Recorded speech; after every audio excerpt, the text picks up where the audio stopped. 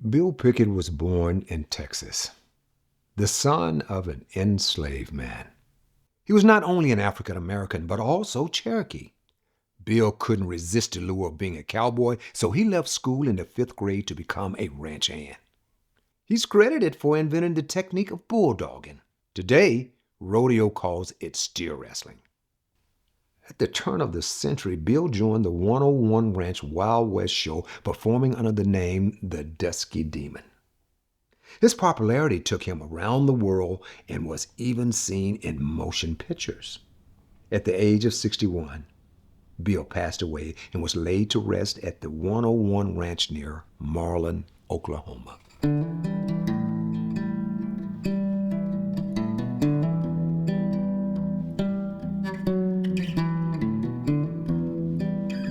I think Bill Pickett meant a lot to these cowboys, especially when you look at the ones from the Civil Rights era. They see him as a legend, and they also see him as somewhat of a mentor, even though they've never met him. I said, damn. Yeah, I'm like, wow.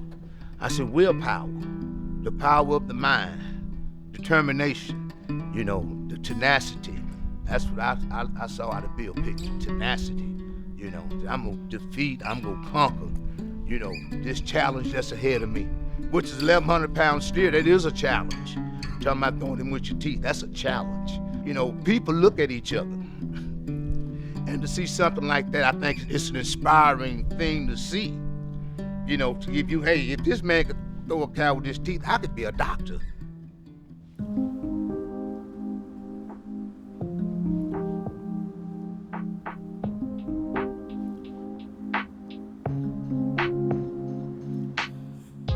I have found some of the greatest black cowboys all have had some touch point here in Oklahoma. Bass Reeves was a U.S. Marshal and ended up in Muskogee. Bill Pickett ended up in Oklahoma at one time.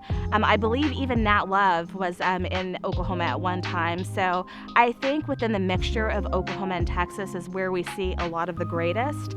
And I mean, we have to admit that both states are definitely cowboy country.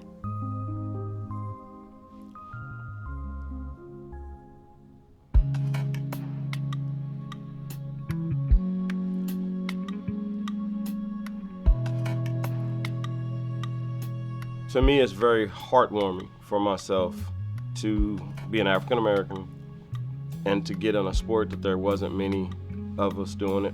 But I grew up in the streets doing some stuff, country. Then I moved to Oklahoma City. I was in the streets doing stuff I had no business doing. And I got back to riding horses, and it kind of saved me, truthfully. But at the end of the day, I'm very, very fortunate and thankful to God that I was able to be put in the situation with the right people and to get the opportunity that I had. What it means to me personally to be a black cowboy, it means a lot coming from the history, from what it really was. It wasn't really meant for it to be a big thing for us cowboys as far as being black. It was meant to be degrading, and it kind of got switched around. Everybody wanted to be a cowboy after that. Well, in school they never talked about the black cowboy ever. They kept it out of the history books and everything. And just to be able to just start something that, when I say start something, because there's been tons of black cowboys, but just finish out where it was started on and left out. I mean, it really just brightens up my day. I professionally rodeo, but I'm never too big to come back to where I start from. I started right here at the Black Rodeo, going to Boley, Eastside, Clearview, Okmulgee. Those are the rodeos that got me actually started and wanting to compete. And it means a lot to me to be able to be a black cowboy, in this thing, because, a black cowboy in this industry is kind of looked over a little bit. So it really makes me feel good and gives me a lot of excitement. A lot of people laugh about because other people come out and wear stuff and they're not supposed to be cowboys, but that shouldn't be a problem. I mean, we want to be cowboys and we do the cowboy stuff, and we want everybody to embrace what we got going on at the same time. It's a culture trend. So that means you're doing something right when somebody wants to follow. To be an African American and be able to go to the level that I did in rodeo and accomplish the things that I have accomplished, and I can't even describe it.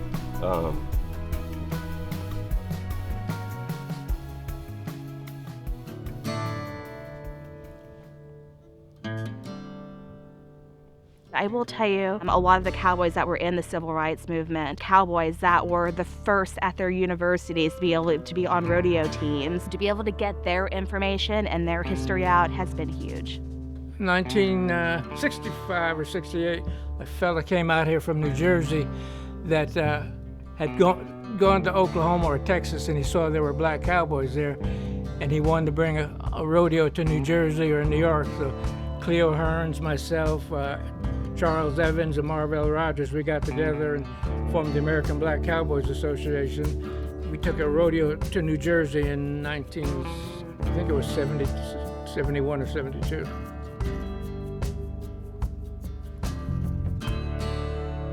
Man, I started rodeoing in 1977, my first year. And in 79, I won the SCRA Rookie of the Year and Steel Wrestling Champion. And I went to Prairie View on the rodeo scholarship. We was on the rodeo. In fact, we was the only intercollegiate black rodeo team in college. So I started out roping calves when I was about 12, and I done pretty good, and I roped calves up until college. Went to OSU, and I roped out there for a little while on the rodeo team. And then I got into steer wrestling. I found out that I liked steer wrestling a whole lot better than I did calf roping, and I just kind of, after then, I was all in on steer wrestling. We were like pioneers in getting things done. Now they're able to go anywhere they want and join any associations they want. Gotten several black guys that have made the NFR now.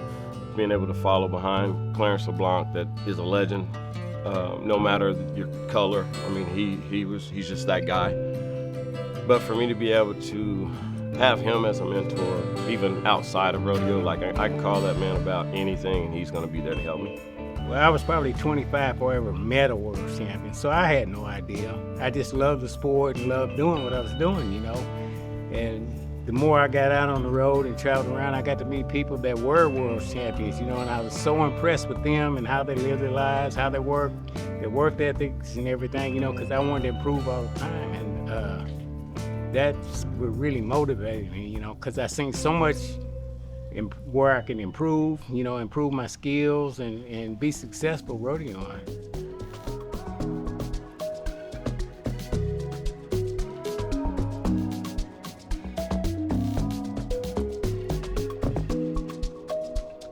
Well, this all started because my husband Roy was a calf roper, and there were other black cowboys in this city of Okmulgee in the state of Oklahoma, and they were not allowed to participate during the rodeo. They had to participate after the rodeo was over, and according to Roy, they never won any money. I mean, I don't even know if they kept their times that they had. So that is what motivated them to get together and start their own event. So the rodeo today in Okmulgee, Oklahoma has grown to be just a massive event that I don't think even my grandfather, when he was alive, could imagine.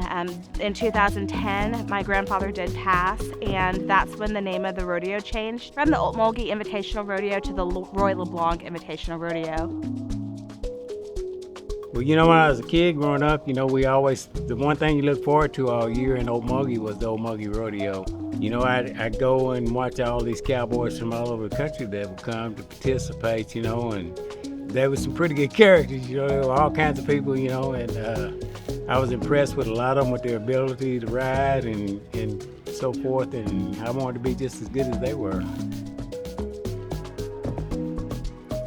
It's definitely a growing sport, and there needs to be more black cowboys. So I encourage, mothers to let your kids to grow up to be cowboys. When I started, as far as being black and be a successful rodeo cowboy, that wasn't heard of. When these kids come along and they see a guy that's made it, well, then they realize, well, heck, I can do it too. Sky's the limit. It's just a good man can do a lot of good things.